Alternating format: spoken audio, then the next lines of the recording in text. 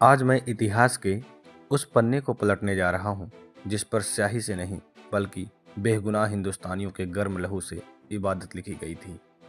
आज हम बात करेंगे उस तारीख की जिसका नाम सुनते ही आज भी हवाओं में सिसकियाँ सुनाई देती हैं।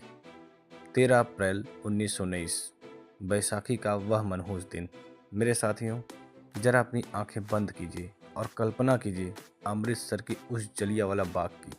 बैसाखी का त्यौहार था, हर तरफ उत्सव का माहौल था, लेकिन उसी शहर के एक कोने में ऊंची दीवारों से घिरे एक मैदान में हजारों लोग इकट्ठा हुए थे।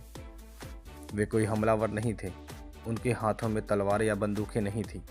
उनमें बूढ़े थे जो रॉलेट एक्ट जैसे काले कानून के खिलाफ शांति से चर्चा कर रहे थे। उनमें महिलाएं थीं और छोटे छोटे बच्चे थे जो मेलों की खुशियां समेट कर वहां सुस्ताने आए थे। तभी अचानक फिजा बदल गई। बाग का इकलौता संकरा रास्ता एक दानव ने रोक दिया। वह दानव था जनरल डायर। वह अपनी फौज और बख्तरबंद गाड़ियों के साथ वहां दाखिल हुआ। उसने न कोई चेतावनी दी, न लोगों को तितर बितर होने का समय दिया। उसने सिर्फ एक हुक्म दिया, फायर, गोली चलाओ।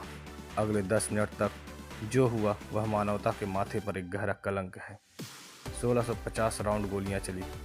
वह बाग जो खुशियों के लिए बना था मौत का कुआं बन गया। लोग कहाँ जाते? चारों तरफ ऊंची दीवारें थीं और सामने मौत बरसाती बंदूकें।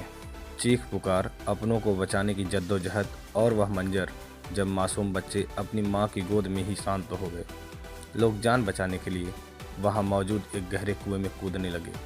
लाशों पर लाशें गिरती रही, यहाँ तक कि वह कुआं भी लबालब भर गया।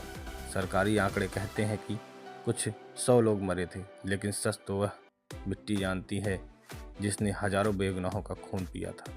सवाल यह है कि डायर ने ऐसा क्यों किया था। उसने बाद में गर्व से कहा था कि भारतीयों के मन में एक नैतिक प्रभाव पैदा करना है।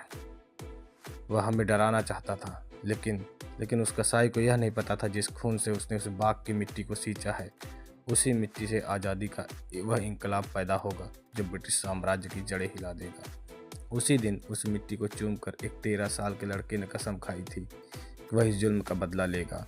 उस लड़के का नाम था उधम सिंह, जिसने 21 साल बाद लंदन की धरती पर जाकर माइकल और डायर को गोली मारकर दुनिया को बता दिया कि हिंदुस्तान भूलता नहीं है, हिंदुस्तान माफ़ नहीं करता।